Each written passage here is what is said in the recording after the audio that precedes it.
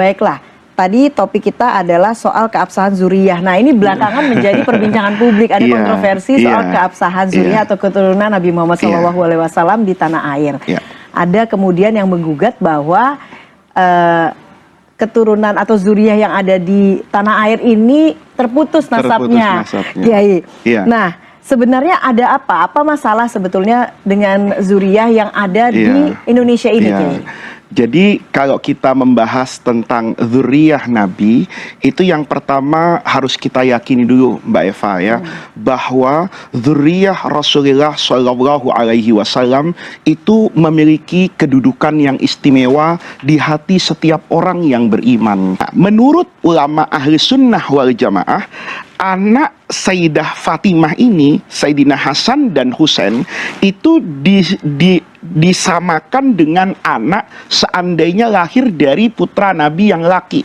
Jadi ada banyak dalil yang disampaikan oleh ulama-ulama tersebut. Diantaranya begini, kita mengenal betul ada yang disebut dalam Islam itu ahlul kisah, orang yang diselimuti oleh Rasulullah. Jadi ketika turun firman Allah, innama yuridullahu liyudhiba ankumur rijsa ahlal bait, Allah itu menghendaki untuk menghilangkan segala keburukan dan dosa dari keluarga Rasulullah. Ayat itu diturunkan oleh Allah kepada Rasulullah, maka Nabi memanggil memanggil Sayyidina Ali, memanggil Sayyidatuna Fatimah, dan memanggil dua cucu terkasihnya, itu diselimuti oleh Rasulullah. Dan di situ Rasulullah mengatakan bahwa mereka lah ahlu baiti saya. Oleh karena itu nanti ya para pemirsa, pengertian ahlul bait itu ada pengertian am, ada pengertian khas, ada yang bersifat umum, ada yang bersifat khusus. Ahlul bait sebagai orang yang tinggal di rumah Rasulullah, maka di dalamnya termasuk istri-istri Rasulullah. Karena istri Nabi kan tinggal di dalam rumah Rasulullah. Tetapi ahlul bait yang dikatakan memiliki qorobah nasab dengan Rasulullah, yaitu anak keturunan dari Sayyidah Fatimah tadi, Sayyidina Hasan dengan Sayyidina Husain. Nanti kita bisa lihat posisi keduanya ini itu dianggap sebagai anak, artinya cucu Rasulullah, walaupun dari anak perempuan. Itu ketika ada ayat lagi, ketika Rasulullah Shallallahu Alaihi Wasallam itu sudah menyampaikan syariat Islam kepada ahlul kitab. Pada masa itu adalah Nasrani dengan Yahudi yang ada di Madinah. Usana wa anfusakum, dan diri kita semua kan bahwa nasab ini tidak putus, bersambung. Usana wa anfusakum, dan diri kita semua, tsumma betahil. Ayo kita berdoa bersama, kita berdoa kepada Allah semoga laknat itu turun kepada mereka yang berdusta. Nah, di sini Mbak Eva, ketika Nabi mengatakan, ya ketika ayat Quran tadi berbunyi nad'u abna'ana wa abna'akum, itu Rasulullah memanggil Sayyidina Hasan dengan Sayyidina Husain. Nah, inilah yang menjadikan banyak dari ulama ahlus sunnah wal jamaah mengatakan bahwa nasab ini tidak putus, bersambung dari Sayyidina Hasan dengan Sayyidina Husain. Pertanyaannya adalah bagaimana mereka yang ada di Singapura, yang ada di Indonesia, yang ada di Irak, yang ada di Mesir. Ini sebetulnya persoalan ahlul bait ini, kalau tadi Mbak Eva misalnya itu dijadikan polemik di tanah air, itu kita bisa berkaca sebenarnya dengan dunia internasional. Di dunia internasional itu ada nama organisasi. Organisasi itu seperti kalau di Indonesia itu ada namanya Robitoh Alawiyah. Robitoh itu adalah ormas, organisasi. Alawiyah itu dari Sayyidina Ali kan, Al-Alawiyin, keturunan Sayyidina Ali yang dari Rasulullah Shallallahu Alaihi Wasallam. Nah, kalau di Timur Tengah itu disebut Al-Ashraf. Ashraf itu orang-orang yang bernasab mulia. Nah, ini dicatat Mbak Eva. Tradisi orang Arab itu mencatatkan nasabnya. Beda dengan kita. Kita ini tidak peduli nasab hanya kecuali sebatas bapak kan. Karena itu ditanya ketika kita masuk SD, nama bapaknya siapa? Tidak menjadi tradisi kita untuk mencatatkan nasab kita. Nah, oleh karena itu, kenapa nasab mereka itu kemudian menyatakan bahwa saya adalah keluarga Nabi karena mereka punya catatan nasab ini. Yang nanti nasab ini bisa bersambung kepada Sayyidina Husain dan bisa bersambung kepada Sayyidina Hasan, menyatu kepada Ibunda Fatimah yang menikah dengan Sayyidina Ali, dan Sayyidah Fatimah itu anak keturunan Rasulullah. Jadi di situ ada catatannya.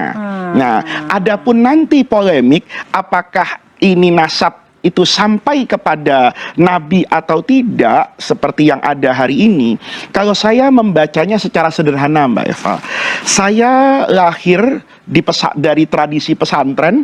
Kalau para pemirsa, saya tidak berarti kemudian mengkotak-kotakkan umat Islam. Saya lahir dari tradisi Nahdlatul Ulama, tradisi pesantren. Kita di pesantren itu mengetahui kebenaran ajaran agama itu tidak saja dari membaca Quran, tidak saja dari membaca, menghafal dan memahami hadis, tetapi perilaku dan tradisi guru itu juga menjadi bukti dari keabsahan sesuatu yang kita yakini kebenarannya. Maka kita dulu di pesantren itu melakukan apapun itu mencontoh guru, Mbak Eva.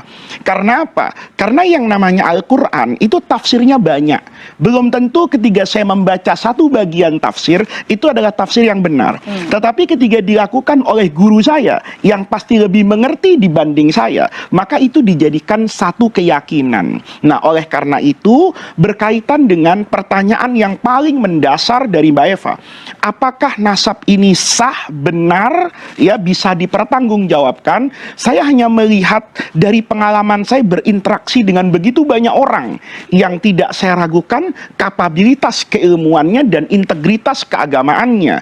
Di Indonesia misalnya, hampir semua kiai besar, pemangku pesantren di Nahdlatul Ulama itu menaruh penghormatan kepada yang disering kita sebut habaib ini.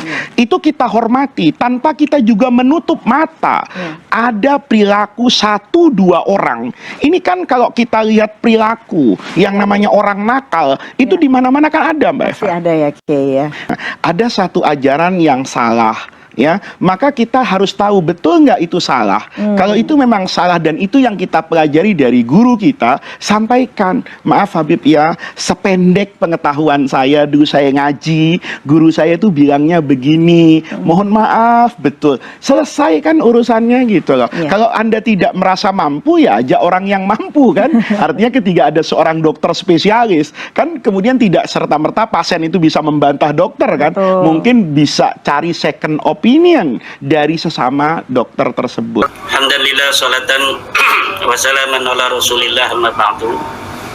Maka seperti yang telah disampaikan oleh Mas Yusuf, bahwa nasab Ba'alawi ini tanpa mengabaikan prinsip intelektual humility, bahwa nasab mereka ini telah batal. Nasab mereka tidak bisa diverifikasi secara ilmiah.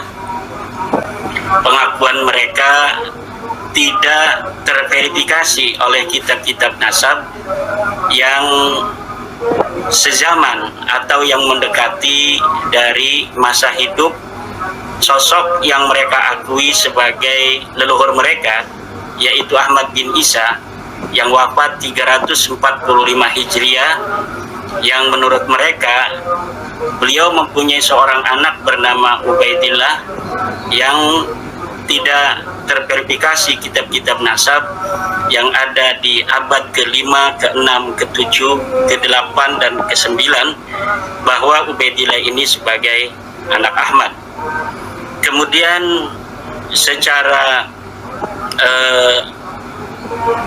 ilmu biologi juga telah dihasilkan sebuah kesimpulan berdasarkan para ahli-ahli biologi, baik yang ada di Indonesia maupun yang ada di luar negeri, bahwa hasil tes DNA dari keluarga Ba'alwi ini tidak terbukti mereka sebagai keturunan Nabi besar Muhammad SAW.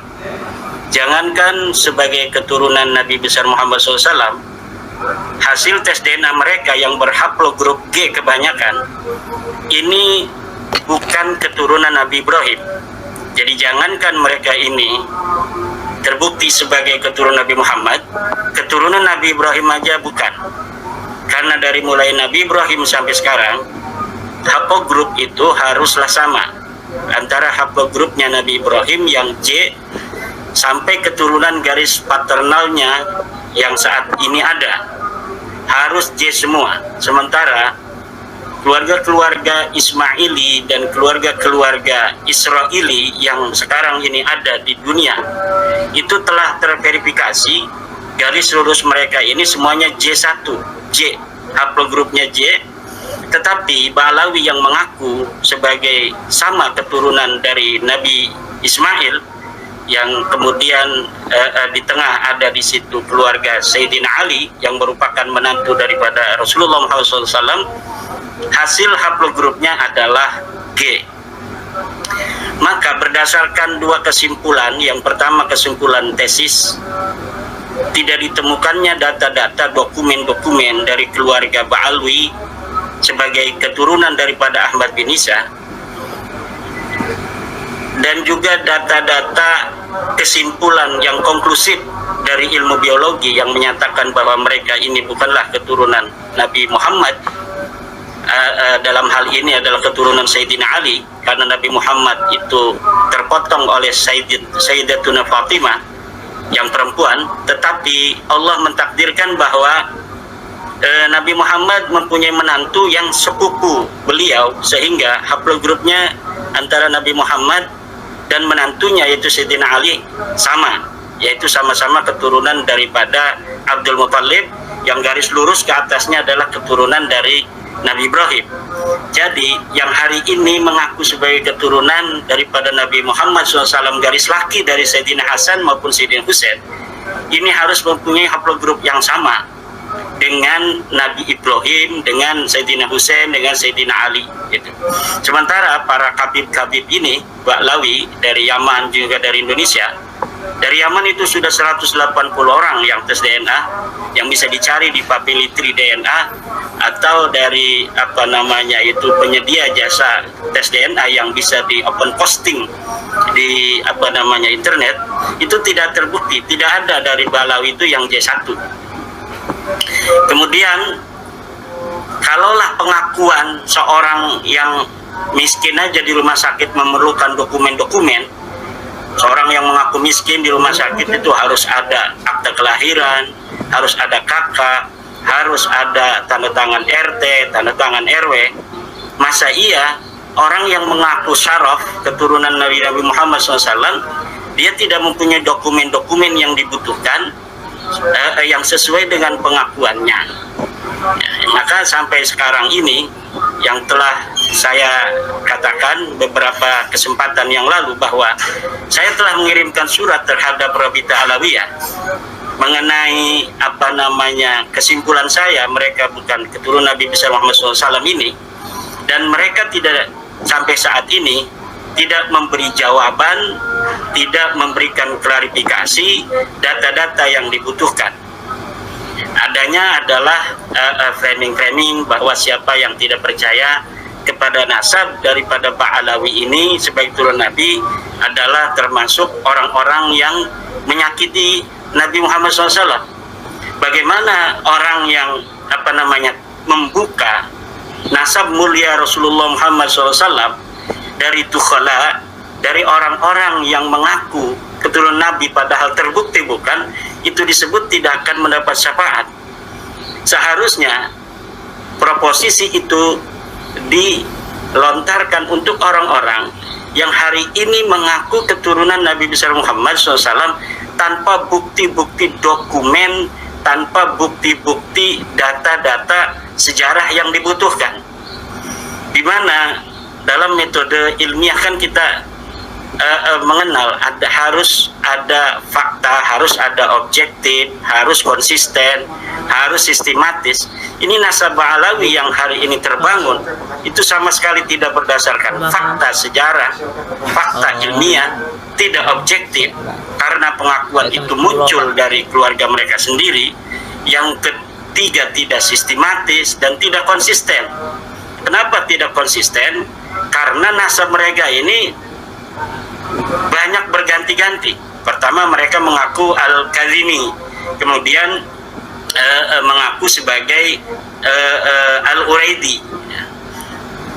Jadi adanya ittirab itu perubahan silsilah dari Al-Ahdal yang dia adalah Al-Kazimi, kemudian berganti menjadi Al-Uraidi dari Ahmad bin Isa. Ini menunjukkan bahwa memang nasab ini nasab yang dukhala, nasab-nasab susupan yang sengaja menyusup kepada keluarga mulia Nabi besar Muhammad SAW. Dan sayangnya banyak dari para ulama-ulama kita ini yang hari ini membaca nasab Ba'alawi itu hanya dari literasi Ba'alawi sendiri. Seperti kemarin Ustadz Abdul Somad yang ceramah dengan Bahar Smith mengatakan bahwa Ahmad bin Isa punya anak Ubaidillah. Itu Ustadz Abdul Somad tidak mengerti apa benar, mana buktinya bahwa Ahmad bin Isa itu mempunyai anak bernama Ubaidillah. Sementara kitab-kitab yang ada di abad yang paling mendekati daripada Ahmad bin Isa tidak menyebutkan Ahmad bin Isa ini mempunyai anak namanya Ubaidillah. Kemudian Ustadz Abdul Somad juga mengatakan bahwa Ahmad bin Isa ini hijrah dari Irak menuju ke Hadramaut, Yaman.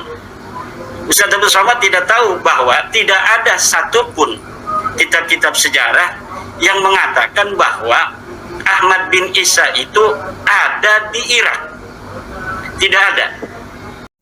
Oke, terima kasih buat teman-teman semua sudah nonton video ini dari awal sampai akhir, yang mana Ketua MUI berbicara atau membahas tentang masalah nasab klan Ba'alawi yang ada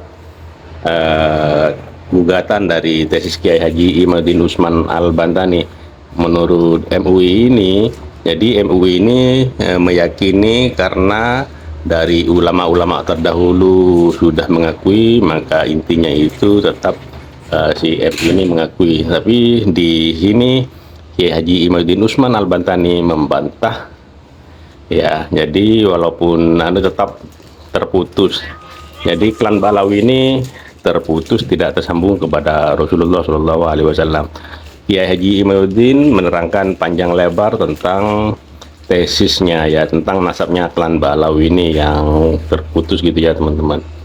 Oke, terima kasih buat semuanya, semoga video ini bermanfaat dan sampai jumpa di video selanjutnya.